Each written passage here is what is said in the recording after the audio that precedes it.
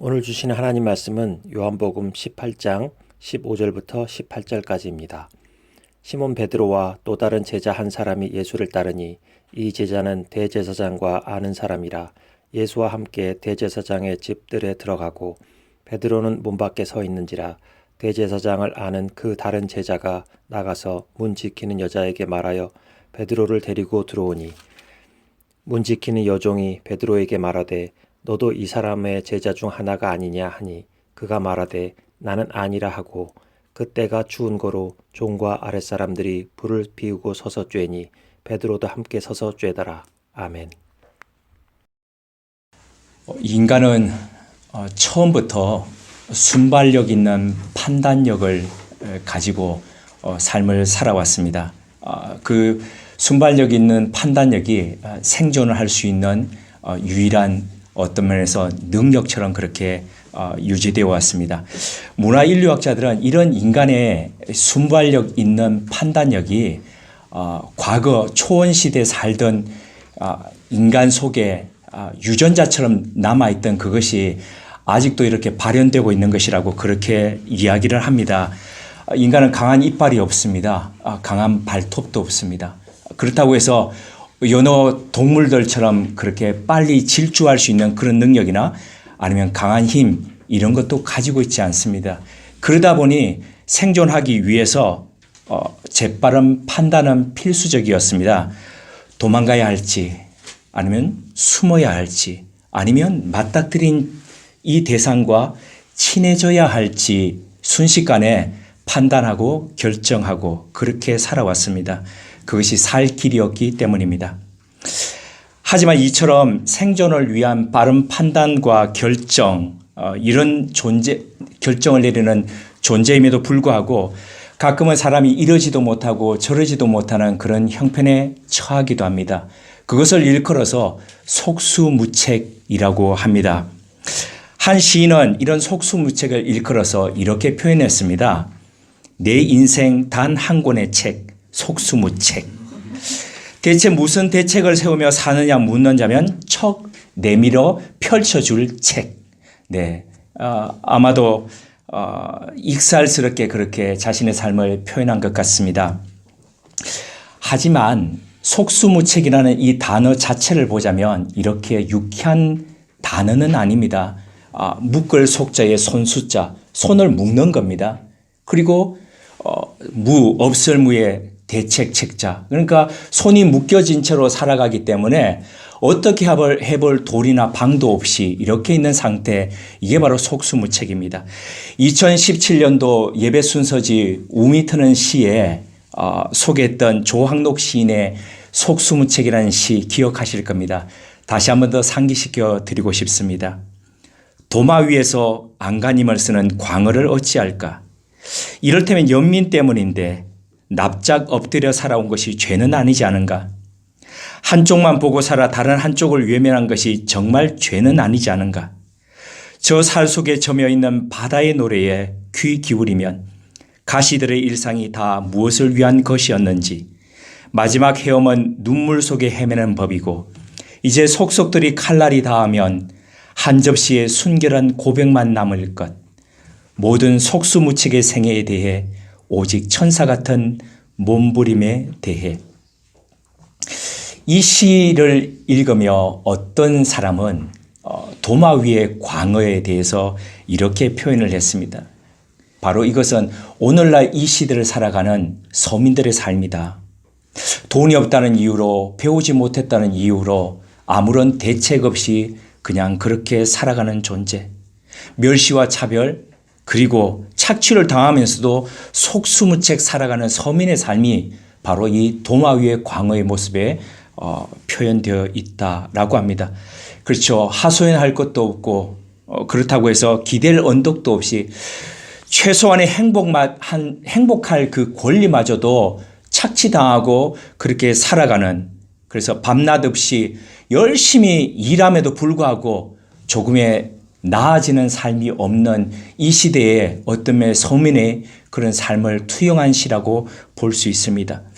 이런 시대적이고 사회적인 배경을 염두에 두고 영화 기생충을 이렇게 바라보면 섬찟한 그런 생각이 듭니다. 왜냐하면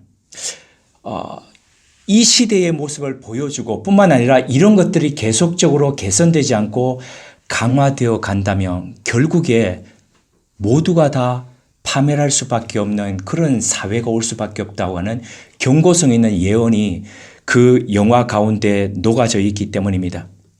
둘 다 망하지 않습니까? 가진 자나 가지지 못한 자나 다 함께 망하는 그런 산말입니다.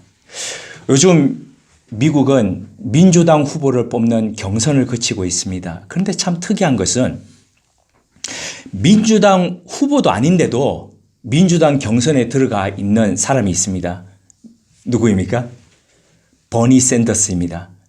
양당제다 보니까 후보도 아닌데 그 당원도 아닌데 거기에 들어가 있습니다. 그런데 이 백발의 78세 그 버니 샌더스에게 누가 열광하느냐 하면 20대 청년들이 열광합니다. 거의 몰표를 몰아주고 있습니다. 그래서 지금 1위를 달리고 있죠. 그 샌더스를 향한 열광과 지지 속에 가만히 보면 참 이 사람이 오늘날 시대를 살아가고 있는 젊은 청년들의 그런 필요를 누구보다도 잘 알고 있는 사람이다라는 생각이 드는 반면 다른 한편에 우리가 그토록 어떤 면에서는 동경하는 아메리칸 드림이라고 하는 그 사회가 결국에는 누구 한 사람에 대해서 기댈 수밖에 없는 그런 사회로 지금 되어 있구나 하는 이런 부분들을 보게 됩니다. 돈이 없으면 대학을 갈 수가 없습니다. 대학을 갈 수가 없으면 어떻게 해요? 번듯한 직장을 가질 수가 없습니다. 그런 사회가 어떤 사회예요? 그 사회라는 겁니다. 그러니까 아무런 대책이 없는 그 젊은 청년들이 버니 샌더스 78세의 백발의 노인에게 희망을 걸고 그게 바로 그들의 대책이라고 그렇게 지지하는 겁니다. 오늘 본문 속에 보면 또 다른 속수무책의 밤을 보내고 있는 이 부분을 보게 됩니다. 6월절 전날 밤 감람산 한켠에 겟세마네 동산이라는 곳에 소동이 벌어졌습니다.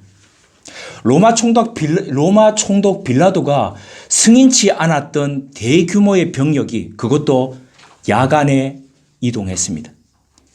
계속해서 이 본문을 다루면서 말씀드리지만 야간에 성문을 열고 그것도 무장한 대규모의 병력이 이동한다는 것은 이것은 최고 결정권자가 승인하지 않은 상태에서 이렇게 일어난다는 것은 다른 한편으로 보면 쿠데타라고 하더라도 전혀 변명할 수 없는 그런 일입니다. 그런 일이 지금 일어났던 겁니다. 성전 경비대를 비롯해서 로마의 천부장까지 같이 엮여져 있었던 그런 군대였습니다. 그들은 칼과 창과 횃불과 몽둥이로 중무장한 채 겟세마네를 찾았습니다. 순식간에 벌어진 예수님의 체포작전에 제자들은 소스라치게 놀라서 뿔뿔이 다 사방팔방으로 흩어져 버렸습니다. 전의를 상실한 그들은 그 이전에 불과 조금 전에 그렇게 주님에 대해서 충성을 맹세했던 그들의 맹약이 그들의 맹세가 마치 포말처럼 그렇게 사라져 버리고 말았습니다. 그렇게도 권능 있던 스승이라고 믿었었는데 손이 묶인 채 끌려가는 속수무책의 그 예수님을 바라보면서 마가복음의 저자 마가는 이렇게 표현했습니다. 제자들이 다 예수를 버리고 도망하니라. 뿐만 아니라 그는 마지막까지 남아서 그 상황이 어떻게 되는지 염탐했던 한 청년이 이불 삼아 두르고 있었던 그의 홑이불 그것이 잡히자 뿌리치고 벗은 채로 발가 벗은 채로 도망갔다라고 진술함으로써 그조차도 마가조차도 바로 주님을 배반하고 도망갔었다라고 그렇게 기술하고 있습니다. 아무도 지지해 주지 않고 힘이 되지 않은 상태에서 체포되신 예수님은 그야말로 대책 없는 속수무책이었습니다. 그때 모두가 떠난 자리, 모두가 다 도망간 자리에 슬금슬금 다가오는 두 사람이 있었습니다. 그 한 사람은 바로 베드로였고 성경은 또 다른 한 사람이 다른 제자라고 그렇게 표현하고 있습니다. 참 명색이 꼴이 아니었습니다. 많은 제자들이 주님을 사랑한다 그랬지만 특별히 베드로 같은 경우에 이렇게 고백했습니다. 마태복음 26장 33절입니다. 베드로가 대답하여 이르되 모두 주를 버릴지라도 나는 결코 버리지 않겠나이다. 이어서 누가복음 22장 33절입니다. 그가 말하되 주여 내가 주와 함께 오게도 죽는 데도 가기를 각오하였나이다. 단호하고도 믿음에 찬 고백이었습니다. 그래서 그는 어쩌면 모든 제자들이 지금 뿔뿔이 흩어져 있는 그 상태에서도 그는 슬금슬금 그가 했던 말을 기억하면서 뒤따라 그렇게 갔었는지도 모릅니다. 그런데 그는 모두가 알다시피 예수님이 잡히신 뒤 오늘 본문부터 시작해서 뒤이어지는 그 본문에 보면 예수님을 모른다고 3번이나 부인합니다. 뿐만 아니라 저주하기까지 이릅니다. 아니 조금 전까지만 하더라도 그렇게 확신에 찬 믿음을 고백하던 그였는데 불과 몇 시간 만에 어떻게 이렇게 변할 수 있을까요? 어떻게 사람이 이렇게 쉽게 무너질 수 있을까요? 그 시작의 단초가 바로 오늘 본문 속에 녹아 있습니다. 예수님이 체포된 당시 다른 제자들과 함께 출행난쳤던 베드로가 지금 예수님이 상황이 어떻게 될지 다른 제자하고 지금 염탐하러 왔다라고 말씀을 드렸습니다. 그런데 대제사장을 잘 알고 있던 그 한 제자는 쉽게 대제사장의 집으로 들어갔지만 베드로는 들어가지 못하고 문 밖에서 서 있었습니다. 이 한 다른 제자에 대해서는 다음 주일에 더 상세하게 나누도록 하겠습니다. 그 베드로의 모습을 아까 읽었던 16절 앞부분이 이렇게 묘사합니다. 제가 다시 한번 더 읽어드리겠습니다. 베드로는 문 밖에 서 있는지라. 베드로는 지금 문 밖에 서 있습니다. 근데 지금 이 문이 어느 문입니까? 안나스의 집 문입니까? 그렇게 요한복음에 보면 그렇게 생각할 수 있습니다. 그러나 다른 복음서들을 참고해서 보면 이때는 안나스의 집이 아니라 바로 안나스의 집을 거치고 난 뒤에 현직 대제사장인 가야바의 집인 것을 알 수가 있습니다. 그럼 문 앞에 들어갈 상황을 살피기 위해서 그렇게 주저주저하며 있었습니다. 들어가려 하니까 용기가 나지 않습니다. 그렇다고 해서 도망가려 하니까 그것조차도 용납되지 않습니다. 이러지도 못하고 저러지도 못합니다. 여기서 서 있었다라고 했는데 서 있었다는 단어, 헬라어 단어 히스테미는 그냥 그 자리에서 서 있다라는 이런 머물러 있다, 세우다라는 동사와 더불어서 다른 중요한 한 뜻이 있습니다. 그것은 바로 달아주다라는 뜻입니다. 달아주다라는 이 뜻을 명확하게 해석하기 위해서 우리는 정육점을 떠올리면 됩니다. 정육점에서 자 고기 몇 근 주세요 아니면 몇 그램 주세요 하면은 단번만에 잘라가지고 자 여기 있습니다 이럽니까? 네, 그러면 달인이죠. 손에서 이렇게 하면 보통 그러지 않습니다. 웬만큼 잘라서 올리고 그리고 눈금을 맞추기 위해서 또 자르고 이것 합니다. 이것처럼 그 문 앞에서 내가 들어갈지 말지 자기 마음을 저울질하고 있었다는 겁니다. 이런 베드로의 모습을 마태복음 26장 58절은 멀찍이라는 부사를 사용해서 이렇게 표현했습니다. 베드로가 멀찍이 예수를 따라 대제사장의 집 뜰에까지 가서 그 결말을 보려고 안에 들어가 하인들과 함께 앉아 있더라. 이 구절을 유진 피터슨의 더 메시지는 보다 더 베드로의 내면을 선명하게 보여줄 수 있도록 이렇게 번역했습니다. 그들이 대제사장의 안뜰에 이를 때까지 베드로는 안전한 거리를 두고 뒤따라갔다. 그는 하인들 틈에 슬며시 섞여서 일이 어떻게 되는지 지켜보았다. 뛰어난 문학 작품들 속에 보면 어떤 한 단어가 기가 막히게 그 상황을 잘 표현하는 경우들이 있습니다. 바로 이 경우가 그런 경우입니다. 베드로는 멀찍이 안전한 거리를 유지하고 따라갔습니다. 그 누구보다도 가장 앞장섰던 사람이었습니다. 근데 누구보다도 가장 앞장섰던 그 사람이 지금은 멀찍이 안전한 거리를 유지하고 뒤에서 그렇게 따라가고 있습니다. 그리고 슬며시 그는 주변에 자신의 존재를 섞어서 아닌 것처럼 그렇게 위장해서 이렇게 있습니다. 예수님을 버리고 갈 용기도. 그렇다고 해서 함께 고난을 당하고 죽음을 맞이하고 아니면 옥에 갇힐 그가 말했던 것처럼 옥에 갇힐 그를 마음과 용기조차 내지 못했습니다. 그래서 문 앞에 서 있었습니다. 나아가지도 되돌아가지도 못한 속수무책의 상태가 되어서 마음의 저울만 달고 서 있었던 히스테미 하고 있었던 겁니다.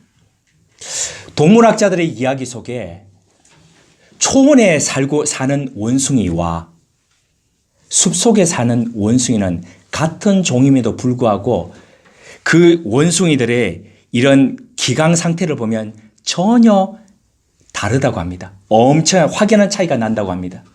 숲속에 사는 원숭이 같은 경우에 피할 곳이 많습니다. 숨을 곳도 많습니다.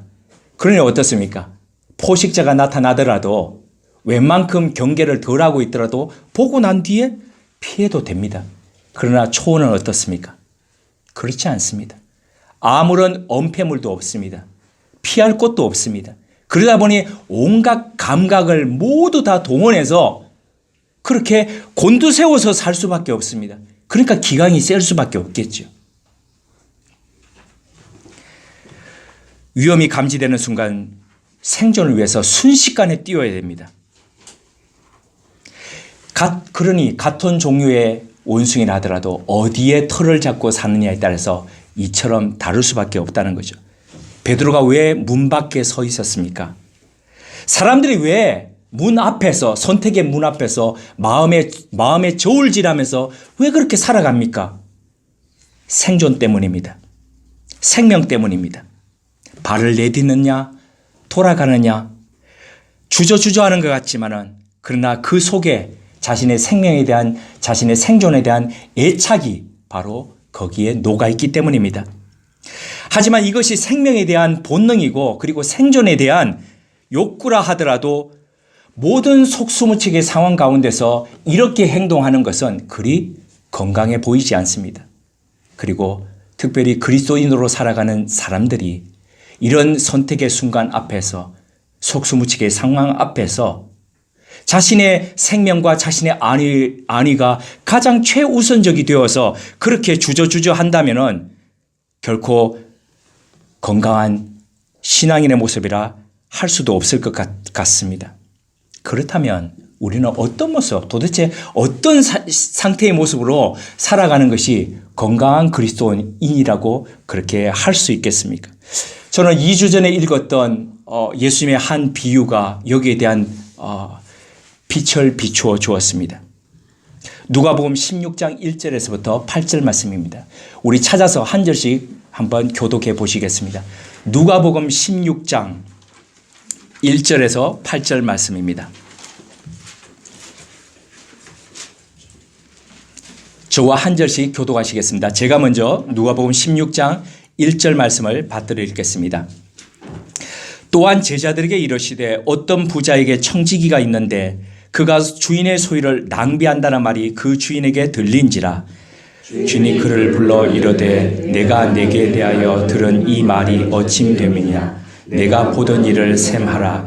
청지기 직무를 계속하지 못하리라 하니 청지기가 속으로 이르되 주인이 내 직분을 빼앗으니 내가 무엇을 할까. 땅을 파자니 힘이 없고 빌어먹자니 부끄럽구나. 내가 할 일을 알아도다. 이렇게 하면 직분을 빼앗긴 후에 사람들이 나를 자기 집으로 영접하리라 하고 주인에게 빚진 자를 일일이 불러다가 먼저 온 자에게 이르되 내가 내 주인에게 얼마나 빚졌느냐 말하되 기름 100마리인다 이르되 여기 내 증서를 가지고 빨리 앉아 50이라 쓰라 하고 또 다른 이에게 이르되 너는 얼마나 빚졌느냐 이르되 밀 100석이니이다 이르되 여기 내 증서를 가지고 80이라 쓰라 하였는지라 주인이 이 옳지 않은 청지기가 이를 지혜롭게 칭찬하였으니 이 세대의 아들들이 자기 시대에 있었으는 빛의 아들들보다 더 지혜로움입니다. 아멘.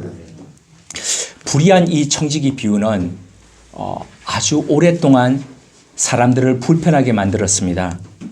이 비유를 어떻게 해야 될지 고민이었습니다. 주인의 재산을 훔친 도둑, 직권을 남용하고 배임한 이 거짓말쟁이 청지기를 어떻게 이해해야 할까요? 그런데도 예수님은 주인이 바로 이 불의한 청지기를 어떻게 해요? 지혜롭다고 칭찬했다라고 그렇게 이야기합니다. 그런데 이 칭찬을 우리는 어떻게 받아들여야 할까요? 얼마 전 가까운 한 설교자는 이 본문을 설교를 하면서 이것이야말로 오늘날 시대를 살아가는 지혜라고 그렇게 이야기를 했습니다. 그렇게 볼 여지가 있습니다. 해고 통보를 받고 난 뒤에 살 길이 막막하니까 어떻게 살아야 되지? 라고 생각하고 그렇게 머리를 굴린 거죠. 그래서 주인의 고객을 어떻게 자기의 잠정 고객으로 이렇게 바꾸는 그런 작업을 해간 겁니다. 네. 이런 부분들이 밑바탕에 깔려 있기 때문에 그렇게 볼 수도 있습니다. 그러나 이 비유의 핵심은 그게 아닙니다. 이것은 동시에 예수님께서 말씀하셨던 비유의 진의가 아닙니다. 그렇다면 이 비유를 통해서 주님이 정말 우리들에게 가르쳐주고 싶은, 전해주고 싶으신 그 지혜의 본질은 무엇일까요? 불의한 청지기가 칭찬받았던 이유는 그의 윤리 때문이 아닙니다. 예수님이 윤리 때문에 칭찬하신 거 아닙니다.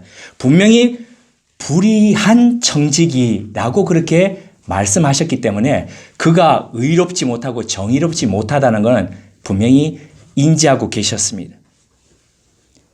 그렇다면 무엇이 그가 지혜로웠다는 것일까요? 그것은 바로 그가 주인이 어떤 사람인지, 주인이 어떤 성품을 지닌 사람인지를 누구보다도 잘 알고 있었다는 겁니다. 그리고 자기가 알고 있던 주인의 성품을 100% 아니 200% 활용하면서 살았다는 것, 바로 그게 지혜였다는 겁니다. 횡령과 배임이 밝혀진 이 청지기가 주인 앞에 불려갔습니다. 그는 그의 불의한 행위에 대해서 낱낱이 알고 있는 주인 앞에서 단 한마디도 소명할 수 없었습니다. 왜 그렇습니까? 그게 사실이었기 때문입니다. 그래서 그는 속수무책으로 주인 앞에서 추궁받을 수밖에 없었습니다. 당장 법적 고발 조치를 당하거나 아니면 당시 보상법에 의해서 그가 갚을 길이 없을 때에 감옥에 갇히고 그의 가족들이 어떻게 해요? 노예로 팔려간다 하더라도 그는 항변할 수 있는 여지가 아무것도 없었습니다. 그게 그렇게 당연하게 모든 대부분의 그 시대에 주인들은 그렇게 행동했습니다. 하지만 그 주인은 어떻습니까? 그 어떤 법적 조치도 취하지 않았습니다. 그에게 어떤 보상도 보상이 아니고 어떤 배상도 요구하지 않았습니다. 그리고 조용히 그가 단순히 청지기직에서 물러나기만을 요구했습니다. 내가 엄청난 손해를 주인에게 끼치고 배임하고 횡령했는데도 불구하고 주인이 조용히 이렇게 마무리를 하려고 그런다. 어떻습니까? 주인이 이런 분이었어? 이런 사람이어서 이 주인에 대한 성품과 주인에 대한 성격 이런 것들이 팍 다가왔습니다. 그 결과 그는 주인이 반납하라고 했던 채무장부를 가지고 그 채무장부에 기록되어 있던 모든 사람들을 하나하나씩 찾아갔습니까? 아닙니다. 불렀습니다. 호출했습니다. 마치 주인이 하라고 하는 것처럼 그렇게 호출했습니다. 그리고 너는 얼마 빚졌으니까 얼마 해줄게 라고 했습니까? 그렇지 않습니다. 장부에 얼마라고 명확하게 기입되어 있음에도 불구하고 얼마인지를 채무자에게 물었습니다. 그리고 확인되는 순간 마치 주인이 시키는 것처럼 그렇게 다 일일이 체감시켜 주었습니다. 주인이 시키는 것처럼 했다는 걸 어떻게 아냐고요? 자, 주인이 시키는 게 아니고 청지기가 임의로 하는 것이라고 알았더라면 그 사람들이 어떻게 했겠습니까? 같은 배임죄에 엮여져 가지고 나중에 고발될 수 있으니까 동조했겠습니까? 아닙니다. 마치 주인이 하는 것처럼 속이고 그렇게 이 일을 청지기가 지금 했던 겁니다. 그 결과 어떤 일이 일어났겠습니까? 이렇게 탕감받았던 사람, 이런 사람들, 그리고 자기 빚이 깎여진 이 사람들이 밖에 나가서 어떻게 했겠습니까? 이야, 이 주인이 이런 사람이야. 동네방네 다 소문내며 다녔지 않겠습니까? 그러니까 그 지역 사회에서 이 주인은 엄청나게 성품 좋은 사람으로, 그리고 마치 사회에 대해서 한 사람 한 사람의 없는 사람들의 그 복지에 대해서, 없는 것에 대해서, 가난에 대해서, 궁핍에 대해서 그렇게 고민하며 같이 돌봐주는 그런 사람으로 좋은 소문이 그렇게 났지 않겠습니까? 이런 소문이 나면서 이런 소문을 한편으로 내면서, 그리고 그 일에 자기가 주도적으로 한 일을 처리함으로써 이 청지기는 우호적인 고객을 바로 확보해 갔다는 겁니다. 이 사실을 전해들은 주인은 어떻습니까? 내가 시킨 일이 아닌데. 화들짝 놀라지 않겠습니까? 그런데 한편으로 사람들에게 나가서 그건 내가 시킨 게 아니야. 그러면서 당신들은 본래 있던 대로 그거 나한테 갚아라. 이렇게 말하겠습니까? 저 같으면 할 것 같습니다. 그런데 이 성품의 사람, 이런 성향의 사람, 이런 성격의 이 주인은 그럴 사람도, 그러고 싶어 하는 사람도 아니었던 겁니다. 그래서 자신의 소문이 한편으로 좋게 냈던 이 청지기에 대해서 비록 자신의 많은 재물이 손실되었음에도 불구하고 그는 바로 이 청지기가 지혜롭다라고 그렇게 평가했던 겁니다.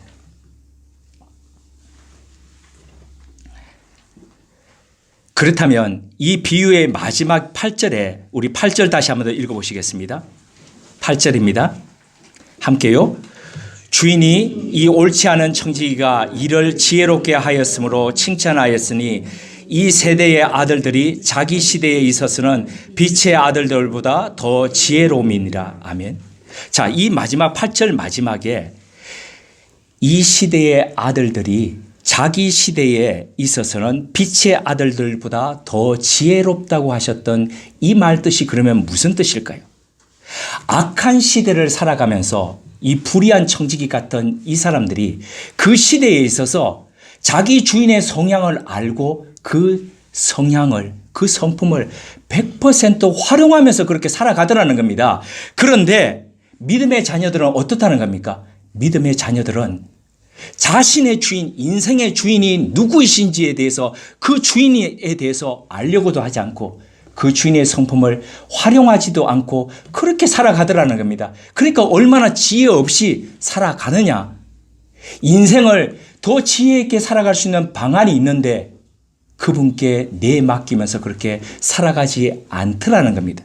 지금 그 탄식을 주님이 비유의 마지막에 하신 겁니다. 20세기 초 가장 위대한 수도사라고 할 수 있는 프랑스 출신의 수도사가 바로 샤롤 드 푸코입니다. 이 샤롤 드 푸코가 이런 말을 했습니다. 하나님을 믿는 사람에게 있어서 가장 힘든 것은 뭐라고요? 하나님을 믿는 것이라고요. 그런데 왜 하나님을 믿는 사람에게 있어서 가장 어려운 것이 하나님을 믿는 것일까요? 이것은 두 가지 이유를 들었습니다. 첫째, 결정적인 순간에 하나님을 보기보다는 자신을 보기 때문이라는 거죠. 두 번째, 하나님보다도 내 눈앞에 있는 상황에 몰입하기 때문이라는 거죠. 그러니까 하나님 보기보다 자기를 보고, 그리고 하나님을 보기보다는 상황을 보고, 이렇기 때문이라는 거죠. 그래서 결정적인 순간에 우리가 누구를 보느냐가 이토록 중요하다는 겁니다. 내 눈앞에 있는 상황을 보느냐? 내 눈앞에 지금 펼쳐져 있는 상황을 보느냐? 거기에 몰입하느냐? 아니면 그 상황을 내게 허락하신 상황의 뒤편에 계신 그분을 바라보느냐에 따라서 선명하게 그 결론들이 달라지더라는 겁니다. 그런데 더 결정적인 것은 우리가 하나님을 보지 못하는 더 확연한 이유는 다른 곳에 있습니다.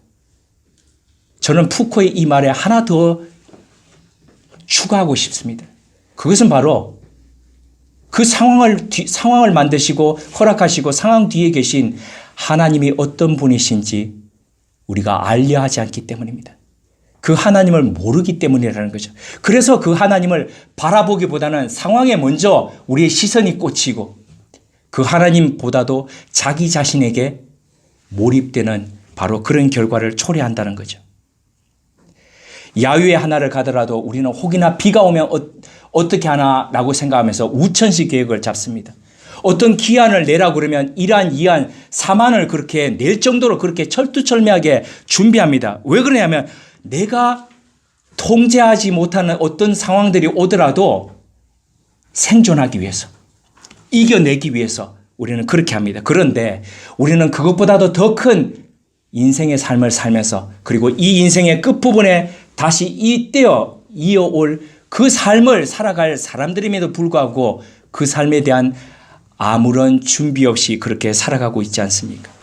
그 삶을 책임지실, 쳐주실 그분이 있는데도 불구하고 그분을 알려고도 하지 않고 그분의 성품을 활용하려고도 하지 않고 그렇게 살아가고 있는 것은 아닌지요. 그러다 보니 아들아 너는 다 계획이 있구나 라고 말하는 바로 우뇌와 좌뇌 사이에 있는 잔뇌를 사용해 가지고 만든 이 계획에 우리는 몰입하면서 그렇게 살아가고 있는 건 아닐까요? 오늘 베드로의 이야기는 바로 이런 면에서 그리스도인으로 살아가는 우리 삶을 새롭게 디자인하기를 그렇게 요구하고 있습니다. 생의 온갖 종류의 문 앞에서 발을 디딜 것인가? 발을 뗄 것인가? 이걸 고민하면서 살아가고 있는 우리를 향해서 보다 근본적인 선택을 하라라고 권하십니다. 인생의 주인 되시는 그 하나님의 신실하심에 기대면서 잇대면서 살아갈 것인지 그 하나님을 알면서 그렇게 살아갈 것인지 이것을 먼저 선택하라라고 이야기하십니다.